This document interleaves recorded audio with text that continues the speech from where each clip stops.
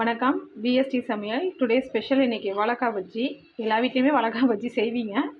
இருந்தாலும் நான் எப்படி செய்வேன்றதுக்காக நான் இந்த வீடியோ அப்லோட் பண்ணுறேன். ஃபஸ்ட்டு வந்து கடலை மாவு 1 கப் எடுத்துக்கிறோம். இதில் வந்து நான் கடலை மாவு வந்து ஒரு கப்புன்னு உங்களுக்கு காமிக்கிறதுக்காக நான் வச்சுருக்கேன். ஆனால் கடலை மாவு 2 கப் எடுத்துக்கோங்க. இப்போ மிளகாப்பொடி தேவையான அளவு, பச்சரிசி மாவு, பூண்டு, சோம்பு, கொஞ்சம் சோடா மாவு. பஜ்ஜி புசு புசு நல்லாயிருக்கும், அதனால் கொஞ்சம் சோடா மாவு எடுத்துக்கணும். மஞ்சத்தூள். இதான் தேவையான பொருட்கள். இதை எப்படி செய்கிறதுன்றதை காட்டுறேன். இப்போது நம்ம வாழைக்காய் பஜ்ஜிக்கு மாவு பிசைஞ்சிக்கலாம். ஃபஸ்ட்டு ஒரு கப்பு போட்டிருக்கேன். இது கூட இப்போது பச்சரிசி மாவு தேவையான அளவு போட்டுக்கோங்க.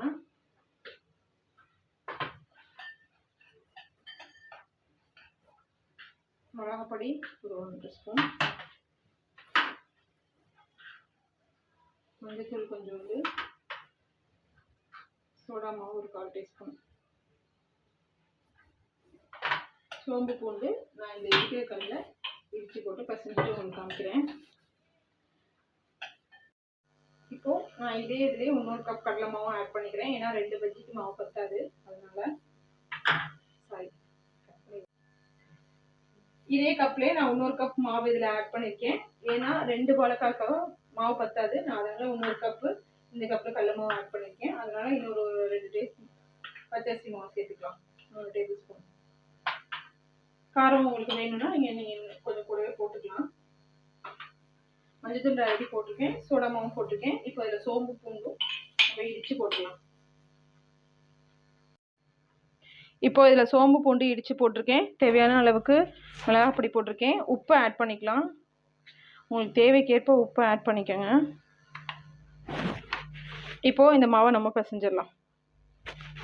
நல்லா எல்லாத்தையும் மிக்ஸ் பண்ணிவிட்டு தண்ணி ஊற்றி கொஞ்சம் கொஞ்சமாக, ரொம்பவும் தண்ணியாக இல்லாமல் ரொம்பவும் கெட்டியாகவும் இல்லாமல் நம்ம பிசைஞ்சாதான் பஜ்ஜி வந்து எண்ணெய் இழுக்காது.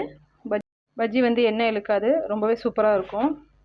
இப்போ இதை உங்களுக்கு பிசைஞ்சு காட்டுறேன். இது கூட கொஞ்சம் ஃபுட் கலர் ஆட் பண்ணிட்டோன்னா பஜ்ஜி ரொம்ப கலராக நல்லாயிருக்கும் நமக்கு பார்க்குறதுக்கு. கொஞ்சமாக ஃபுட் கலர் ஆட் பண்ணிக்கலாம். நம்ம பிசைஞ்சிட்டு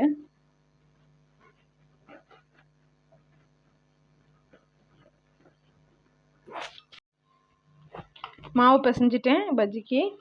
இது மாதிரி ரொம்ப தண்ணியாகவும் இல்லாமல் கெட்டியாகவும் இல்லாமல் நீங்கள் மாவு பிசைஞ்சு எடுத்துக்கோங்க.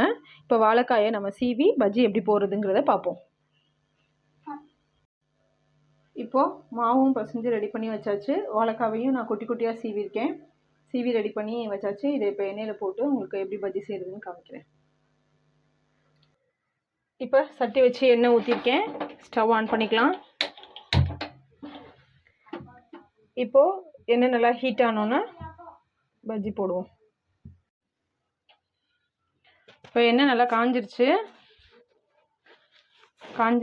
நம்ம வந்து பஜ்ஜி போடலாம். ஒன்று பஜ்ஜி எப்போதும் போடும்போது மொத்தமாக போடாமல் நம்ம இந்த மாவை எடுக்கும்போது கொஞ்சம் இப்படி தேய்ச்சிட்டு போட்டிங்கன்னா பஜ்ஜி சூப்பராக இருக்கும்.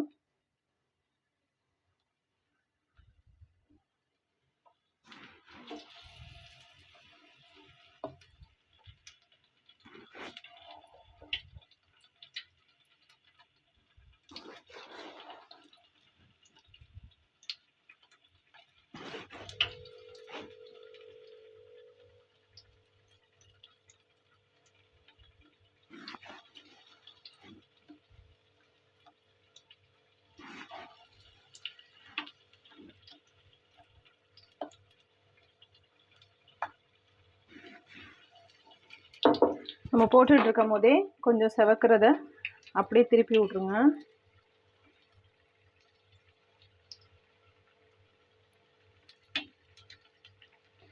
சோடா மாவு போட்டிருக்கனால பஜ்ஜி கொஞ்சம் புஷ்ஷுன்னு இருக்கும். கொஞ்சமாக ஆட் பண்ணிக்கணும். எண்ணெய் இழுக்காது பஜ்ஜி. ஏன்னா தண்ணி நிறையாவும் இல்லாமல் கெட்டியாகவும் இல்லாமல் நம்ம மீடியமாக மாவு பிசைஞ்சோம் அப்படின்னா பஜ்ஜி சூப்பராக இருக்கும். எண்ணெயே சுத்தமாக இழுக்காது.